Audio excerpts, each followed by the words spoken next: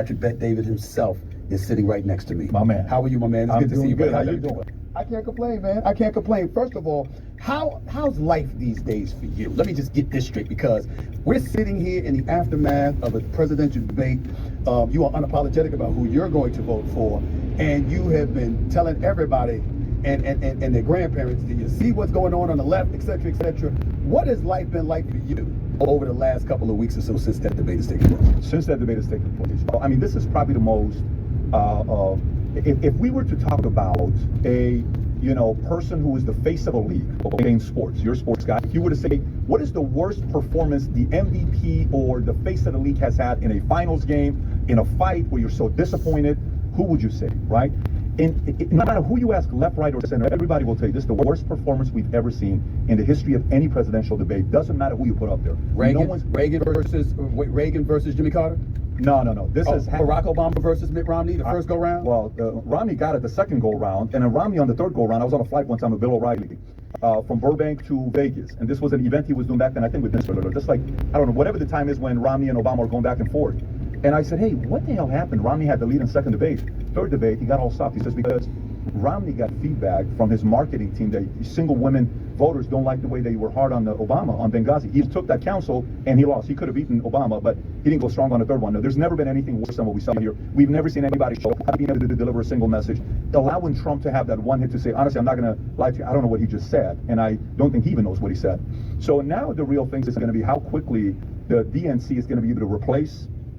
If so, if not, there's many moving parts, but we're living in uncharted territories right now. We're going to see what's going to happen. You know, it's interesting because you've talked, and we'll get into all of this, because I don't know too many people you haven't interviewed, to be quite honest with you. You sat down with me years ago. This is before you brought me to your studios here in Florida. We sat down when you came to see me in New York City. You've interviewed the late great Kobe Bryant. You've interviewed a plethora of other notable figures inside and outside the world of sports and whatever, but I know what level of passion you have for this particular subject. Are you of the mindset, even though I know that you want Trump to win, are you of the mindset that in Biden's case, he should step out of the race or he should finish the deal? Do you trust in his way to communicate any message with anybody? Do you trust him? Because this is how it works in the world of business, okay? Let's just say, Stephen A., you're running a $3.5 trillion a year company. Let's call this company USA, okay? Let's say I, on behalf of you, I'm going to go negotiate with another guy named Xi, or another guy named Vlad. Let's just call him Vlad. Or let's call another guy named Zelensky, okay? Or another guy named Raisi, or whoever, Khamenei, that's running Iran, the late Raisi.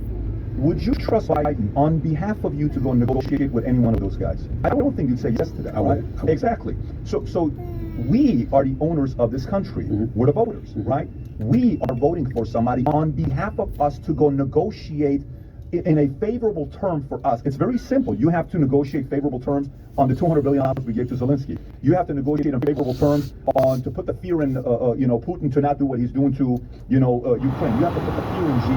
So to me, it's not that simple. It's not even about, me and Trump are not friends. I've never worked directly with him to have like a conversation. You probably had more interactions with him one-on-one than I've had with him. I've met him at a UFC fight. Dana made the introduction. I've been to Mar-a-Lago a couple times. I've met his son. I've met him. I've met Don a couple times. I've never seen him since 2014. That's the financial advice he gave. That's the last time we saw each other. When we were at a game, at the Knicks game, and he introduced me to Bill O'Reilly at that particular moment in time. And I was the person he called in 2015, when he was trying to purchase the Buffalo Bills. And he said to me on the phone, he said, Stephen A., I want to get the Bills. He said, but I got a feeling these folks are going to get in my way. And his exact words to me, and I've said this publicly, so I'll echo it to you. He said, if them fuckers get in my way, I'm going to get them back. I'm going to run for president. That's exactly what he said. He said this to me in 2014. Wow. He said it to me in 2014, trying to get the bills. The price for it was $1.4 billion. Yeah. He wasn't able to get it, and there you have it. Yeah. So think about, by the way, I spoke to him and I said, I'd love to see you on Stephen A. It's one of the first things I told him. I said, I'd love to see you on Stephen A. I think that would be an entertaining interview if you interview Trump. I wouldn't run from it. I'd gladly interview. I know you would, and I think it'd be very entertaining for everybody to watch. And if they're watching it right now, they ought to consider it, especially if they did Logan Paul. It'd be a very different kind of an audience to speak to, because a big part of the audience listens to you. So for me, I just did 3 interviews today. Today's, whatever the day is, day after 4th of July, we're sitting here. You're working the day after 4th of July. Most of America right now is like, no, it's my 4-day weekend, all this stuff, right? We're grinding, we're working. I asked one of the guys, I said, hey, you're interviewing today. He says, yes. So you sure you want to work for a company that's working on 5th of July, day after 4th of July? He says, I asked the question myself, right? Do you think President Biden is working on the 5th of July? Do you think he's working 6 days a week the way Trump would do? Do you think he would pick up the calls? Do you think he would pick up the calls more than a Newsom? Do you think he would pick up the calls more than any of the other candidates? So the fact that they have him over a Trump as a candidate, I trust Trump in the locker room to sit down and talk to these guys with G. Did you hear the story that when Byron Donalds was on State Steel, the other fellow that was with him that said, hey, what's the best Trump story that you have? He said, he goes one time and sits and talks to the Taliban, and he says, hey, I want you to know something. We're about to exit Afghanistan when I get reelected. When we do, I swear to God, if you do anything to any of my soldiers, even a hair, if anything happens to them, I'm going to kill you. I'm telling you this respectfully. I don't want to have problems with you. Trump gets up, takes out a sheet of paper out of his pocket, hands it to the man with a picture of his house and his family, and walks out. Wow. See, I want Byron Donald told that story. Byron Donald's associate next to him on Sage Steele's, I'll give you the link afterwards, told the story. And guess what? Do you believe that kind of story? I do. So I do believe he would say something like that. I think we need strength today. We don't have it. Let's get into you for a quick second. And for people who don't know you, just read it from my notes because I want to make sure I have it right.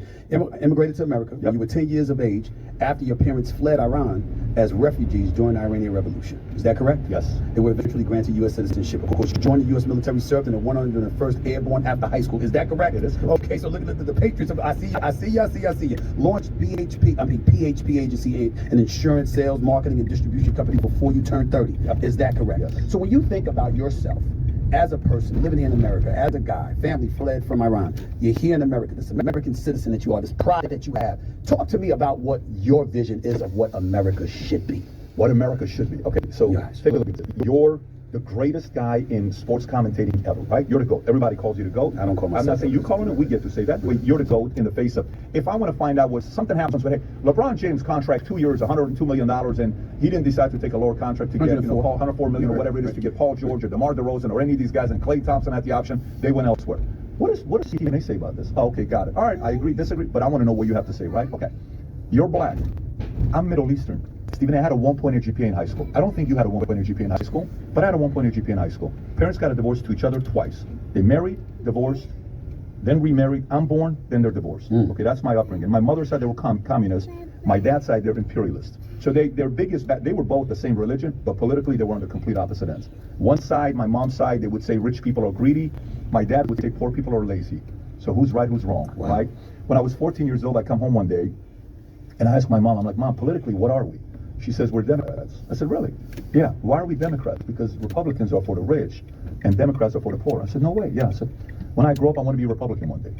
I didn't say it just like that? Just like that. Wow. I said, when I grow up, I want to be a Republican one day. And I have no clue what we're talking about. I can't stand politics because politics divided two people I love the most. I'm not